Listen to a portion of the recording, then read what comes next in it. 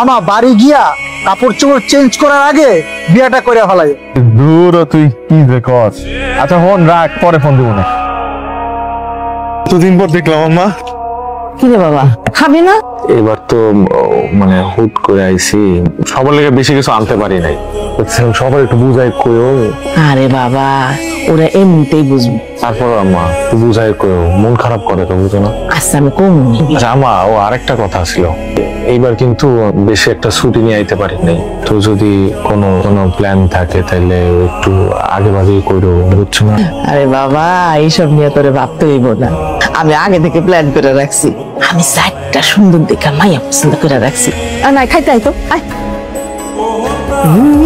বিয়ে শাদীর ব্যাপার তো, আমাদের বংশে বিয়ে শাদীর পর মেয়েরা স্বামী ছাড়া থাকে না। আমাদের মেয়েকে বিয়ে করলে ওই বিদেশ আর যেতে পারবেন না। ক্যাশ ক্যাপিটাল কিছু আনছেন তো, তাই না?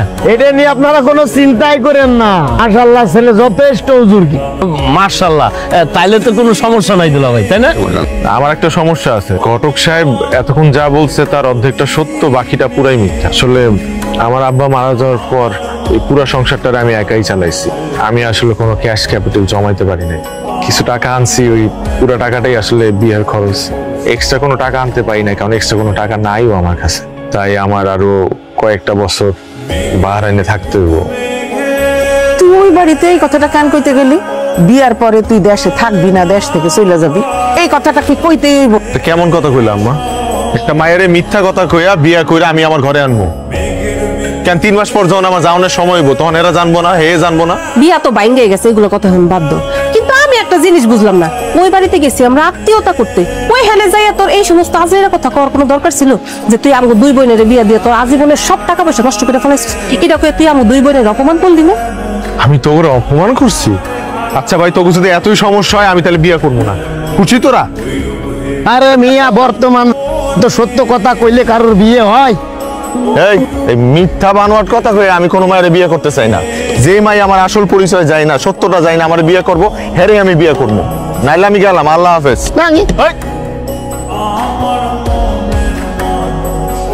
আর যদি দেখছি তোকে এদিকে, তাহলে এরপর থেকে লাঠি না, তোকে বডি নিয়ে বাইরে মুখ শুভ কোরআনকার। এই শিল্পী, এই কি হইছে রে? আর কইেন না, প্রত্যেকদিন বাড়ির সামনে এই সামনেগুলা আটটা দেয়, সিগারেট খায়, সিলে গান গায়। আব্বাসে কতবার মানা করছে, মানা তো শুনি না, এখন আরো বেশি করে। এলাকে চিন্তা করছি আঙুলতে সোজা আঙুলে যেহেতু ঘি ওঠে না, আঙুলে টাকা করবো, এলাকে লাঠি নিয়ে নামছি। আর ধরেন না, আপনাকে ধন্যবাদ। আপনার ছেলে আজকে একজনটা তো মারতে পারছি, হাতটা নিষ্পেষ করতেছিল, ঠান্ডা লাগতেছে।